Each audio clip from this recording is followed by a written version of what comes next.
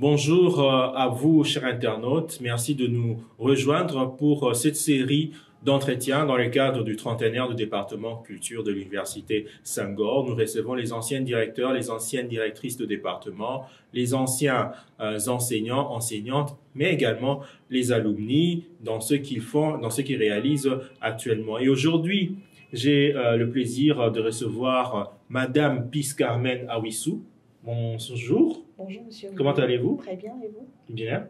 Bienvenue à Alexandrie. Je suis ravie de me retrouver dans mon espace encore. Oui. Je suis juste de passage, mais ça fait plaisir quand même de revoir le département, tous les départements et tout ce qui se fait jusqu'à maintenant. Et combien d'années après? 2019. Ah, c'est pas si loin. 5 ans. OK. Vous étiez dans quel département? Ou disons dans quelle spécialité? Évidemment, vous êtes en culture. Oui, j'étais en culture au département culture à la spécialité gestion des industries culturelles. Aujourd'hui, management des entreprises culturelles. Voilà. Donc, durant mon passage à Senghor, je crois que cette spécialité a été là où j'ai beaucoup découvert ce qui est relatif à la culture, surtout ce qui s'appelle la chaîne de valeur des industries culturelles, comment arriver à pouvoir, dans nos pays, développer de ce genre de choses, les étapes à suivre et tout. C'est à Senghor que je l'ai appris, parce qu'avant cela, la culture était bien quelque chose qui me passionnait, que j'aimais bien, mais en réalité, je n'avais pas encore une connaissance approfondie de la chose, parce qu'à la base, je suis professionnelle de la communication.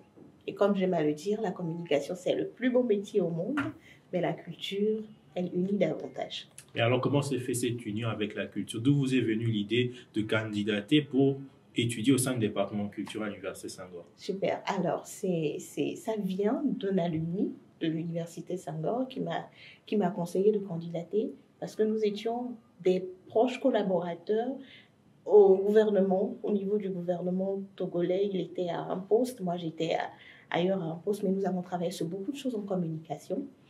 Et il me disait, mais pourquoi tu fais pas aussi la communication là-bas? J'ai dit non, j'ai déjà une base. Et après, il me montre les curricula de formation. Et dans ces curricula, je vois qu'il y a la gestion des entreprises culturelles, des industries culturelles que je n'ai jamais vues auparavant, mais j'aimais bien la culture. J'allais à beaucoup d'événements, je voyais les artistes et je me demandais comment ce monde fonctionne. Et là, j'ai dit, let me test it. C'était par pure curiosité et l'envie de découvrir. Et je ne regrette pas du tout ce choix. Si vous ne regrettez pas, qu'est-ce qui prouve que vous ne regrettez pas? Qu'êtes-vous devenu aujourd'hui après ce parcours à Senghor? Ce qui prouve que je ne regrette pas du tout ce choix, c'est d'abord les concrétisations que j'ai eues et la jonction que j'ai pu faire avec ma carrière antérieure, ma carrière qui se poursuit parce que tout s'imbrique, ce que j'ai pu faire comme jonction entre la communication, la culture aujourd'hui, où je dis que je prêche beaucoup ce qu'on appelle le marketing territorial.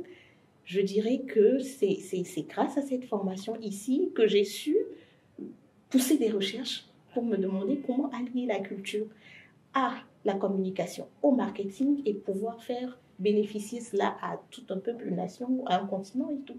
Et ça a abouti à cette découverte du concept de marketing territorial.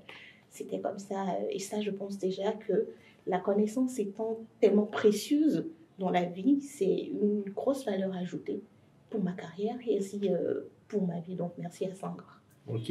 Et dites-nous, dans votre milieu professionnel, qu'est-ce que vous estimez avoir apporté, dont vous êtes fier jusqu'aujourd'hui, quand vous vous regardez? Je vais plus me centrer sur l'Université Senghor parce que les exemples sont légion dans une carrière et ils se valent autant, vais-je parler de la communication, que des industries culturelles. Senghor, les industries culturelles, dans ma pratique, c'est au moment de la disruption, de la crise sanitaire et économique où tout le monde questionnait des solutions dans divers secteurs pour pouvoir survivre. Et on sait déjà que la culture, c'est le parent le plus pauvre de toute politique étatique dans n'importe quel pays, surtout nous, pays africains francophones, on en souffre. Et j'ai été à un poste au Fonds africain pour la culture. Alors, au Fonds africain pour la culture, c'était une initiative des artistes africains eux-mêmes des personnes qui ont déjà réussi à certains niveaux dans la vente des œuvres d'art, qui ont des standings élevés de production et tout, et d'autres aussi qui étaient des petits artistes qui se sont mis en commun pour pouvoir financer d'autres personnes qui étaient en train de créer. Donc c'était une grande solidarité agissante que j'ai vue, des fonds mobilisés, environ 1 milliard par an, parce que ça se poursuit, le Fonds africain pour la culture, environ 1 milliard par an pour financer 350 artistes en une période où chacun se questionnait. J'ai aussi vu que la créativité était en train d'aller à un niveau plus élevé. Et là, pour moi, faire partie de ce parcours, un temps ça un peu, c'est quand même une fierté parce que c'est une cause qui a été servie et pour ça, je m'en réjouis. Et je félicite d'ailleurs ceux qui en sont les initiateurs, notamment mon mentor, Mahmoud Afé, monsieur Mahmoud Afé, qui est au Mali, a plein d'initiatives culturelles et qui pousse encore ce fonds bien plus loin.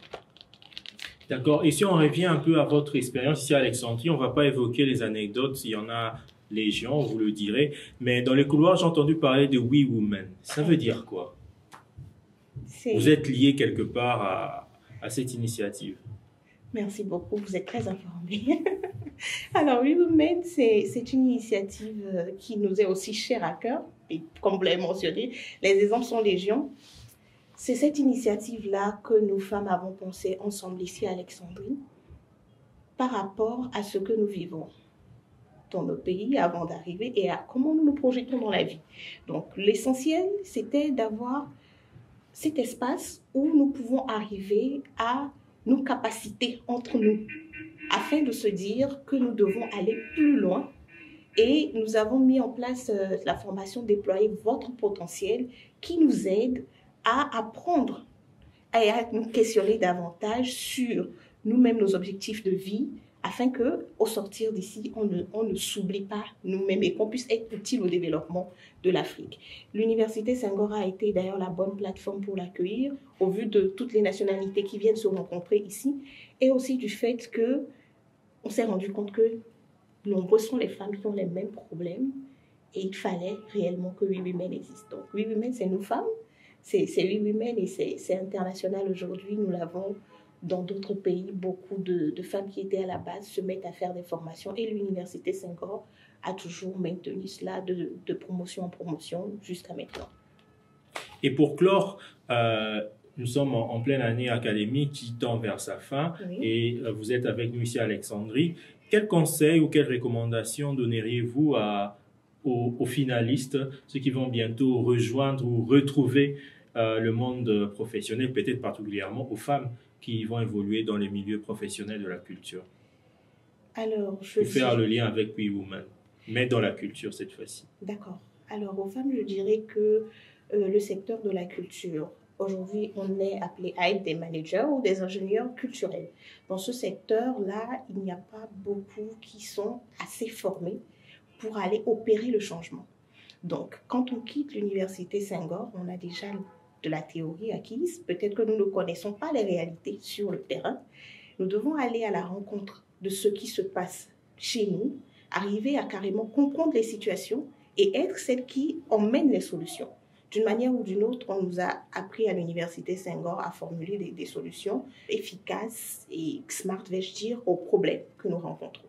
Donc, aux femmes, je dirais, même si elles vont dans ce monde où elles se diront peut-être qu'elles sont en face de beaucoup trop d'hommes et qu'elles n'ont pas leur place, il faut qu'elles cherchent leur place. Et chercher sa place, c'est aussi montrer en quoi est-ce qu'on peut être utile à quelque chose et ce n'est que par le travail qu'on arrive à prouver qu'on le peut. Donc l'Université Senghor ne sera pas derrière nous tous les jours, mais c'est à nous de prendre sur nous et de faire plus d'efforts, de chercher, de creuser. Et je sais qu'en creusant, on trouve toujours. En creusant, on trouve toujours. C'est sur ce mot que nous allons mettre fin à cet entretien avec Madame Peace Carmen Awissou, que nous remercions chaleureusement d'avoir consacré une partie de son séjour alexandrin pour nous donner ce temps d'entretien. À vous, restez connectés pour continuer à suivre cette série d'entretiens. Merci. Merci.